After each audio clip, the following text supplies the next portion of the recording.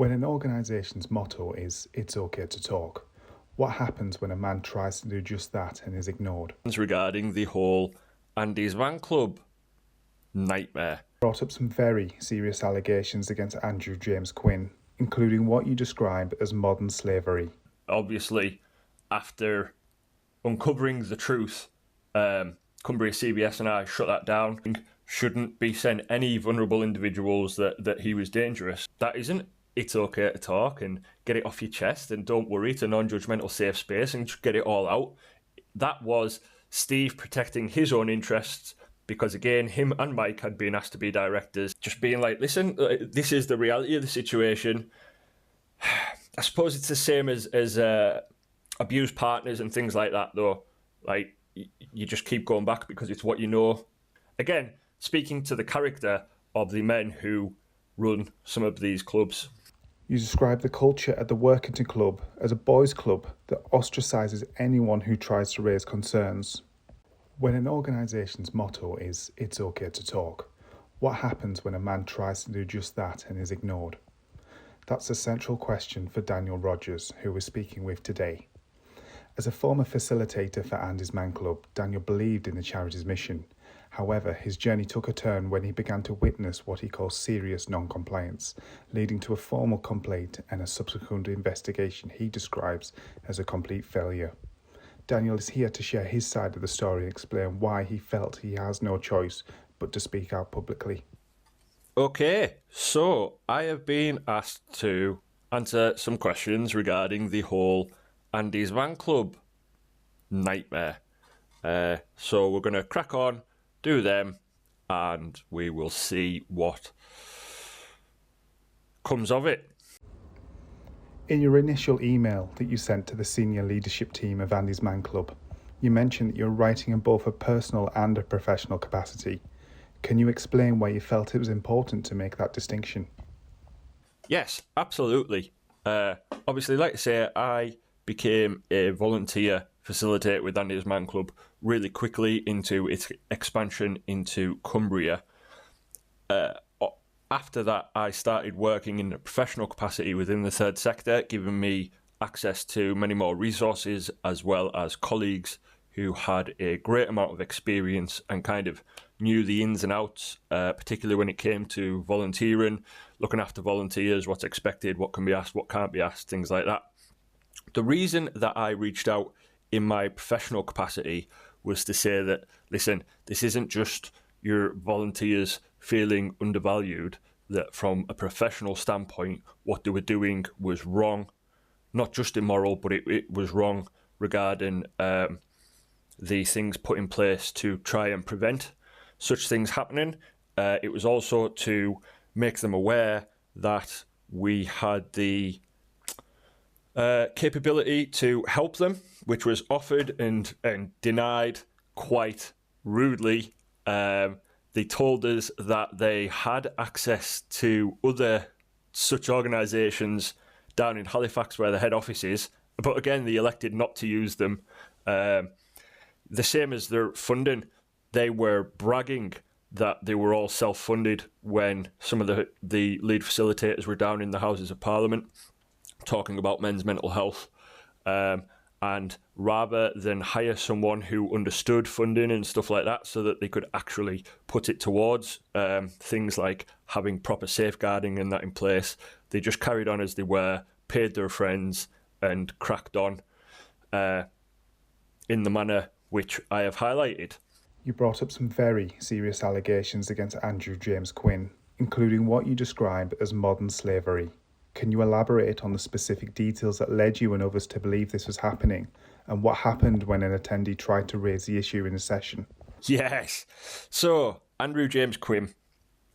I was introduced to him through members who were still attending the work at Andy's Man Club. I'd gone to Open Whitehaven at this point, and was working at CBS. So he was brought to my attention because of this garage that he was trying to get off the ground. I met him at a different men's group. There was a men's breakfast ran once a month, every second Saturday of the month, just for men to come together, have a full English, and just combat the loneliness epidemic that is growing So I was introduced to him there, where he said, as I've said before, about wanting to put together this garage as a place where men could come and work on cars, learn new skills, but also develop skills to help with their mental health and hopefully get better. It became very evident very quickly that all he'd done was lie. Now, going to the modern slavery, you had this guy, as I've stated before, had learning difficulties, was really struggling. Immediately, Andy created this idea that the other person owed him something, something that the slave in question would often say is, "Oh, I owe them so much." And then you press him and you'd be like, "Well, why do you owe them? What do you owe them?" "Oh, they've just been there." We're like, "What do you mean they've just been there?" "They've just been there for me." "Right, okay, that's fine. Tell me what you're doing." And again, as mentioned before, 30, 40 hours work. He's doing all the work, unsupervised. Not that Andy was qualified in any way, shape or form to supervise the work, hence a whole litany of problems on the back end. This has then been amplified kind of after the fact as well, after I raised, because in my professional capacity we were going to help them get going, obviously, after uncovering the truth, Cumbria CBS and I shut that down. So I do have the whole report that me and my manager wrote at CBS at the time as well. So we can delve into that if that would be useful for a bit more context and to make the people of Flimby and Dislington aware of what lives amongst them. Anyway, we shut that down, and because I made all the relevant people in the area aware that this man cannot get funding, shouldn't be sent any vulnerable individuals, that he was dangerous, he then moved on to a recovery business.